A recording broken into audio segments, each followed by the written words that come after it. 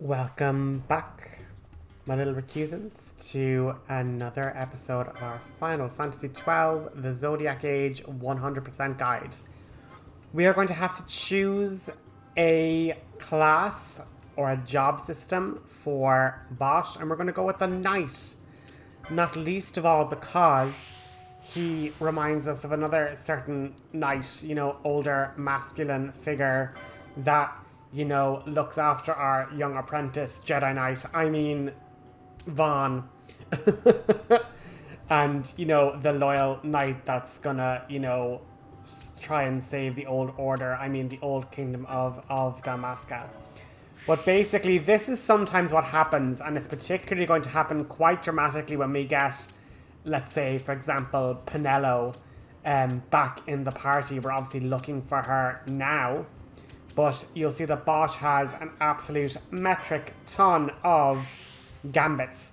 And for me, I feel like this is just, my own personal thing, right?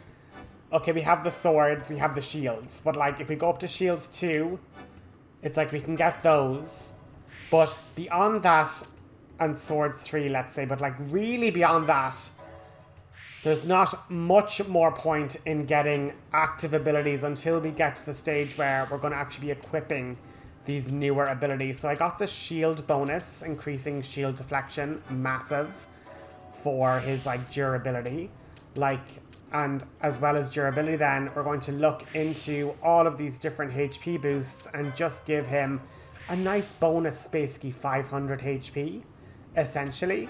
And then we're just going to get a couple more gambit slots. But that's really the kind of thought process we have to look towards. Now, the only exception I would say to this is with magic, purely because with our mages, it is just so important that we can just have all of the magic spells that we possibly can learn as early as we can learn them. Because quite literally all the mages are going to be doing is casting spells. Like, whatever if Basch doesn't have the very latest staff or sword or shield, it's like he's still attacking and doing his DPS, whereas, if our white mage unlocks Cura and now she's not able to use Cura, it's a bit of a waste. It's like her healing potential has now just significantly dropped, whereas,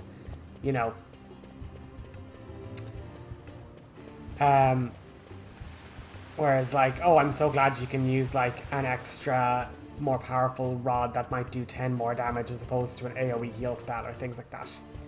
So that's sort of my thought process anyway, at least for the melee and martial classes. It's like collect and gather as much passive abilities as you can while just keeping the equipment and armor sets maybe 1 or 2 above, where they are. But this particular episode, we basically have to bring Basch to Balthier. He is looking to fly to Busherba to meet with the counselor. And I go completely the wrong way, but we're about to hit a cutscene, which I do think is really important and why Vaan is a part of this narrative, because he is just an ordinary boy caught in this massive war.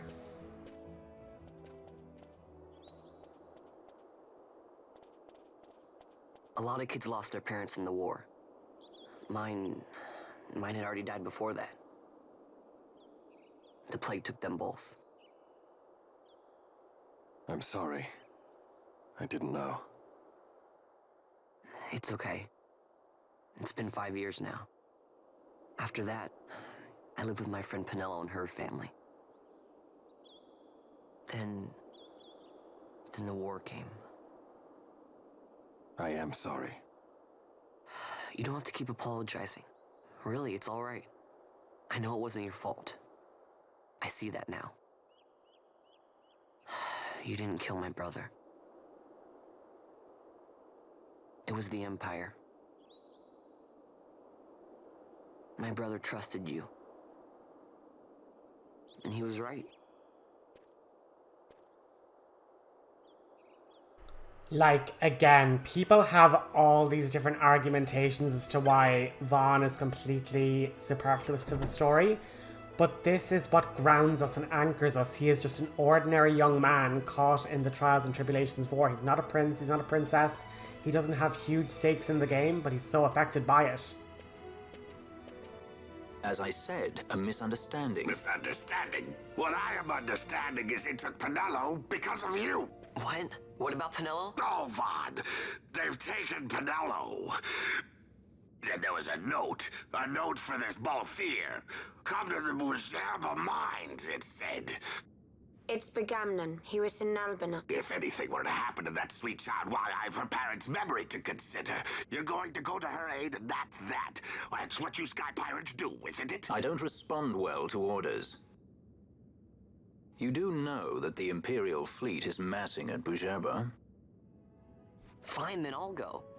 You at least have an airship, don't you? Just get me there and I'll find Penello myself. I'll join you. Huh? I have some business there as well. An audience with the Marquis, by chance? Balthier, just take us, and this is yours. The guards are toying with us. Make yourselves ready. We leave soon. Right. So now Vaan and Balthier are back in the party. And, you know, again, this is just a similar thing. Penello is just a girl who just wants to save her best friend from being a complete idiot and getting arrested. And now because she accepted a handkerchief or like a token from Balthier, like we're in a situation where she's now in complete trouble and like caught up in like all these hijinks with like his bounty and whatever. But speaking of bounties, are you like proud of that transition? Speaking of bounties, we are going to go and meet Dantro in the whole situation with the flowering cactoid. And then I realized, oh, there's actually like another one. I might as well accept both because that's one of the positive things. Unlike Final Fantasy 13, it's like you can actually have multiple contracts out at once. You can have like multiple seat stones active. You don't have to traipse all around there and back every 2 seconds to like... Anyway, enough about Final Fantasy 13 hate. It was 100% of the game. I really enjoyed it. But it could have done with letting us have multiple quests at once. So we've now accepted the quest to hunt down the flowering cactoid enemy as well as the wraith enemy.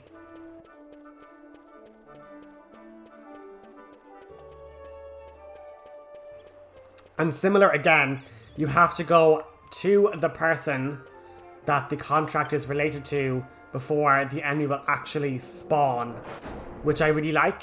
It's really positive that, I suppose, it lets you have that time where it's like you're not going to accidentally stumble upon the creature and then kill it before, like, you know, locking yourself out of quest rewards or something.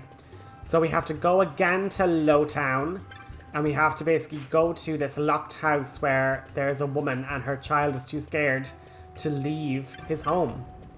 So you've come about the thing. Wonderful. I think I started posting it in vain. I won't mince words. The child has shut himself inside the house because he's frightened. He said it won't come out until the ghost. We're looking into it to humour him, but imagine my surprise when it was real. Will you accept the hunt for this ghost? Then thank you. He's in the Gamsite waterway. It's an enemy called Wraith, and I think it came to avenge the cruel slaying of the rats, the poor denizens that crawl the waterways. And it's no point pointing fingers. It doesn't matter who did all these things, but the apparition is here.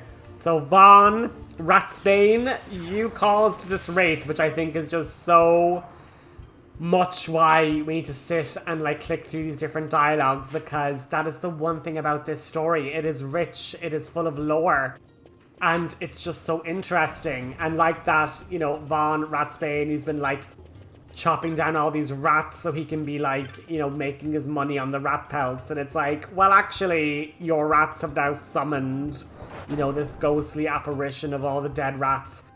And this enemy is quite strong, first of all, so like, do not underestimate it. But as you can see here, like, purely because Vaan and Basch are both in roles that kind of help bolster HP, like, Vaan admittedly has more of those particular things. I know if I had gotten all the HP boosts for Basch, you'd nearly have 1,000. But like when you compare that to Balthier, it's like Balthier is a higher level, and like he's already so much lesser than the HP. But as you can see here, this Wraith is actually immune to Libra, which isn't great. But what he's also immune to, I thought I was being really cheeky. I thought, oh, like a Phoenix Down, it like instantly kills undead. It usually would, but it's in fact immune, which isn't great. And what he is trying to cast upon us is actually Doom, which again isn't great. We don't like Doom. And the whole thing here is that what you really want is you want to basically keep our 3 guys alive and healthy as long as you can, and to keep Fran at full health in the back. Do not be swapping around these different characters when they have the Doom status. Like, do not bring in Fran. She needs to be Doomless for as long as possible, because if Doom does take us down, like with Balthier, well, Doom didn't. It was just, in fact, you know, the high damage from the Ghost. And, you know, because he doesn't have that much HP in the grand scheme of things. So use your items liberally. Like, do not be worried about high potions and whatnot. And that's one of the reasons why maybe if you would have swapped out Balthier for Fran, it still will be ranged attacks, and she does have those potion lures. But, like, it's not too bad, especially now that we've gotten our boosted HPs from, like, our boys, you know.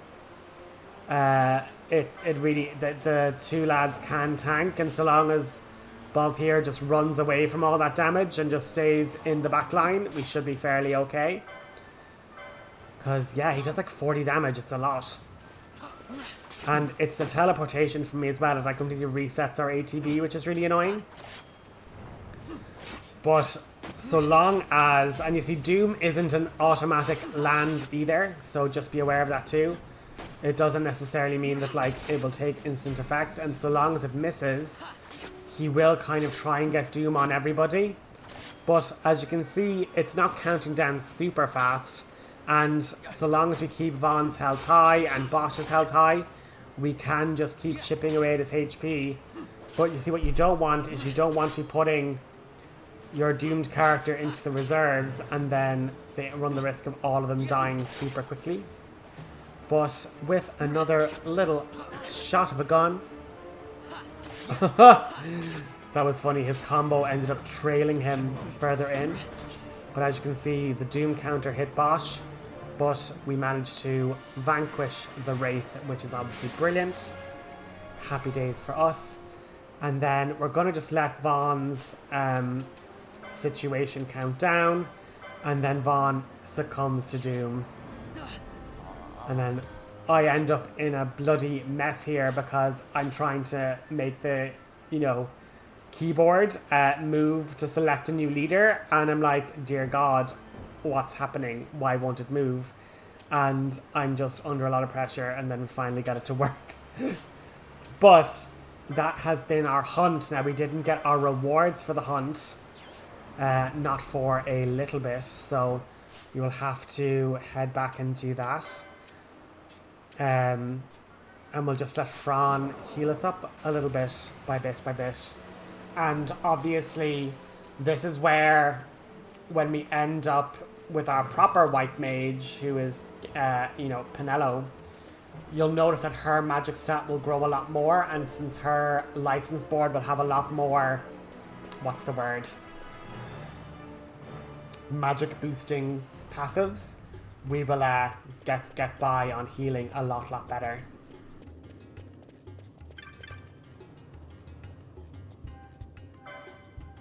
Now, the only other issue...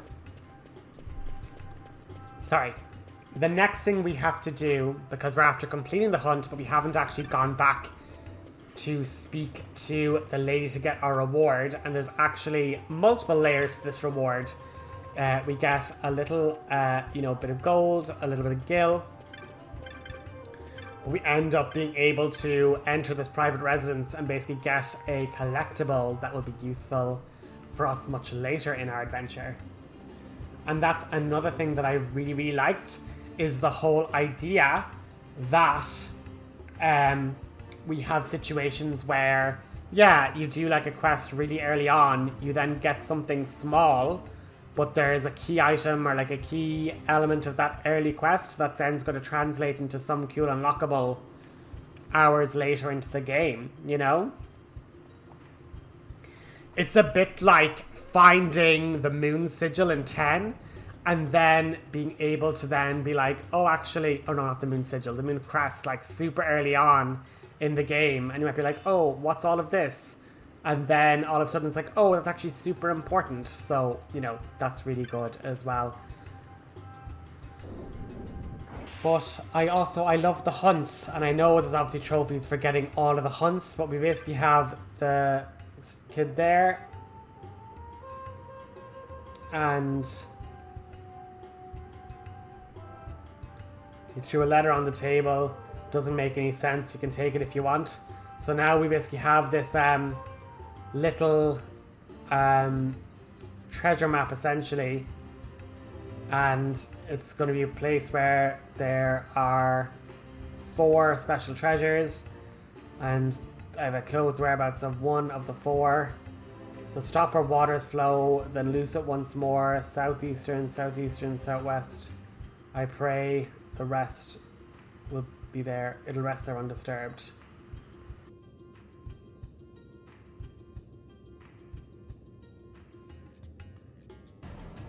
Southeast, southwest, southeast. So yeah, I will have the answer to that a bit later on, because we are just going to be focusing on hunts today. But just, I love that. I love that where it's like, yes, we got the gill and we got the stuff, but if you didn't take the time to realize, oh, this child's locked himself in, he's now unlocked the door, maybe you should take a bit of an interest and go in and talk to him.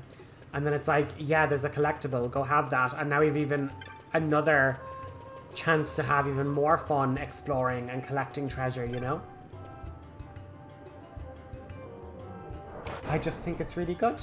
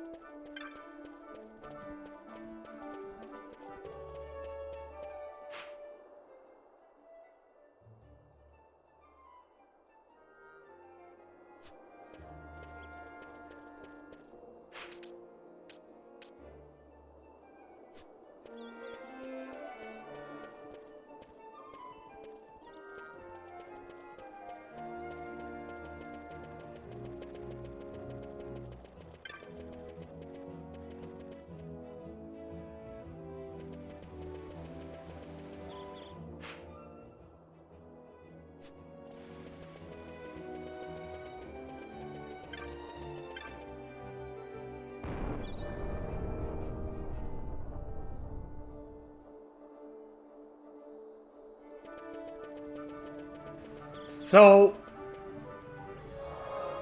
we basically did a quick save, and now we're heading to the Ester Sands, and we're going to get that second quest done. And I mean, while we're going along, we might as well take out a few wolves, build up that chain, get a few potions for free, and whatnot. But again, these were like really early quests. Like Vaan could have technically tried to have gotten all of these like in the very early game, or even like with Penello. So with 3 party members and technically 4 party members, all of us nearly level 10, you know, this is going to be fairly easy, which is, you know, fair. And we're looking for Dontos. Don somebody. Don Corneo? No. No, that's not him. Should have a name. Come on. Come on, recusant, find him. Dantro, there you are. And he's like, did you accept the flowering cactoid mission? And I'm like, yes. Yes, I did. We will get this sorted. And basically there's been lots of cactoids, and now there is one with a flower on its head, and it is causing them bother.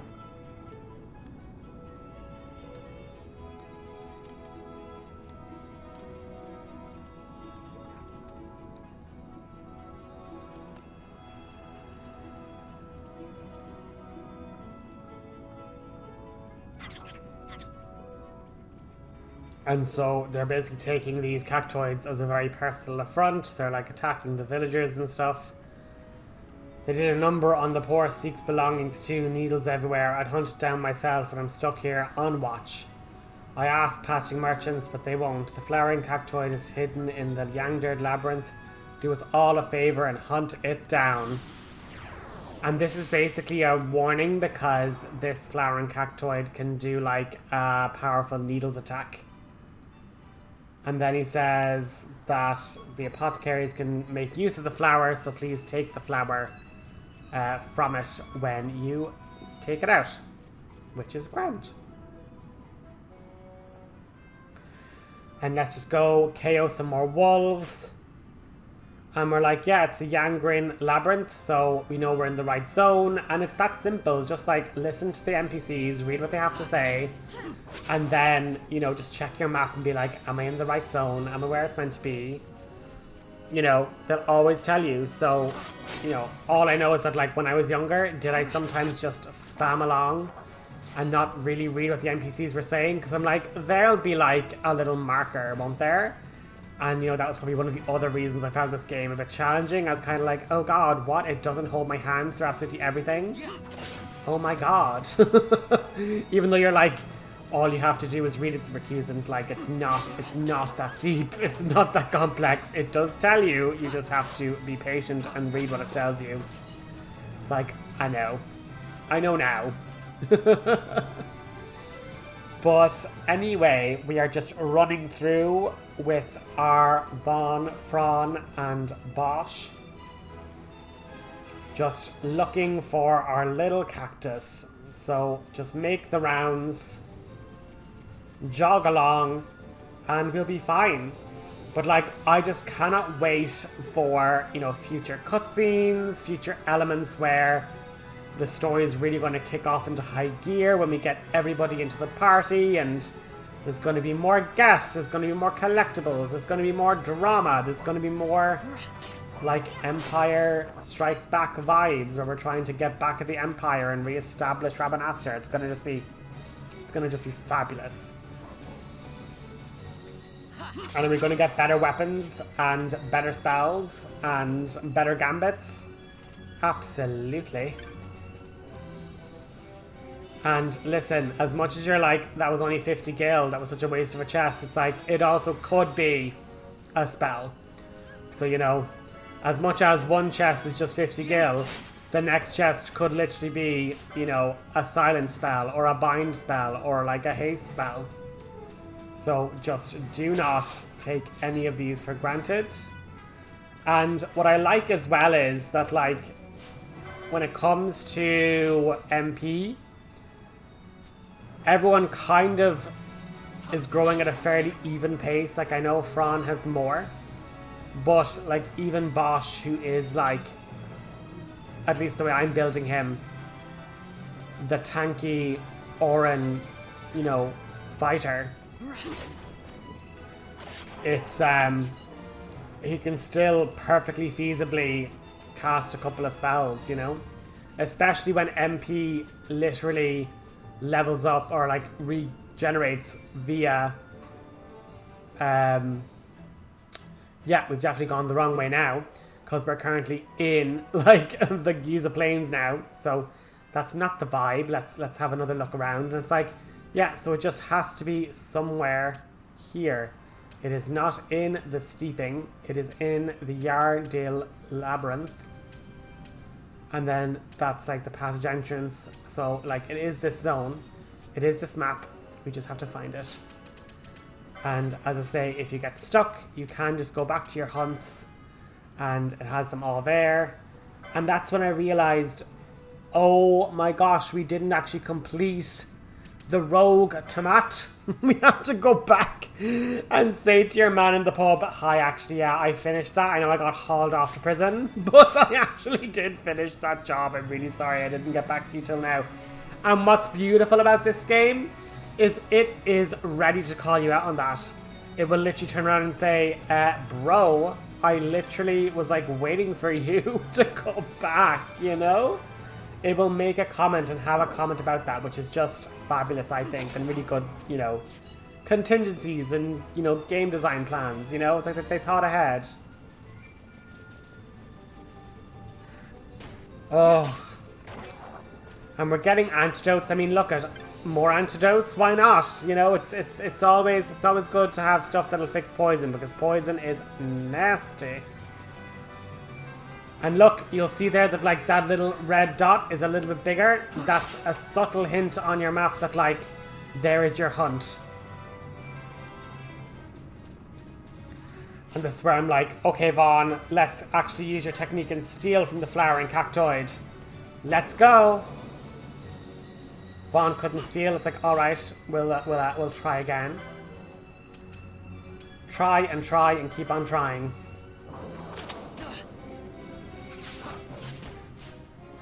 And just keep trying, guys, because particularly off hunts, like you're not gonna be able to redo them.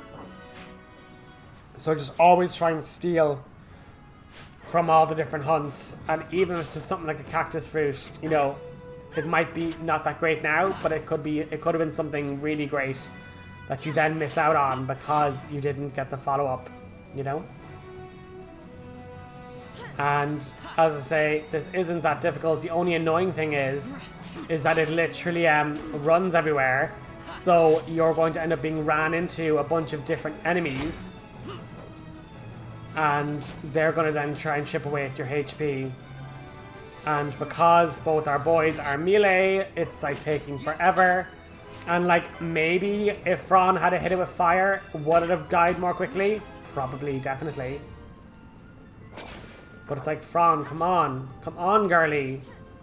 But look, he's readying 1,000 needles. So he did actually have the chance of doing like complete like one-hit KO on Vaan. So that's where, if you were playing this really early in the game where Vaan doesn't have any allies, this creature could have been lethal. Now we collect the cactus flower because we defeated it. And then we're going to run back to the guy that gave us the quest and collect the reward. But that's pretty much going to be the episode. I hope you guys enjoyed. And I mean, the plot thickens. Penello's in trouble. The gang is back together. Our 4 amigos are heading to Busherba. Vaan to rescue Vanille. Fran and Balthier to rescue... Vanille. Oh my god, 13 has infected me. Fran and Balthier are going to rescue Penello. Vaan is also going to rescue Penello. And Vaan will give them the mysterious, you know, magical rock in exchange for passage to Busherba. And basically, Basch is like, I need to talk to the Marquess for like a regal knight stuff. But again, this game is keeping us grounded. It is basically saying these are just, you know, 2 young people, Vaan and Penello, swept up in the chaos of war. And I think there's a lot to be said for just letting the every man and every woman have a role in this story. And that's my little PSA. We'll talk to you next time. Leave a like and a comment, and I hope you have a wonderful day. Thank you so much. Bye-bye.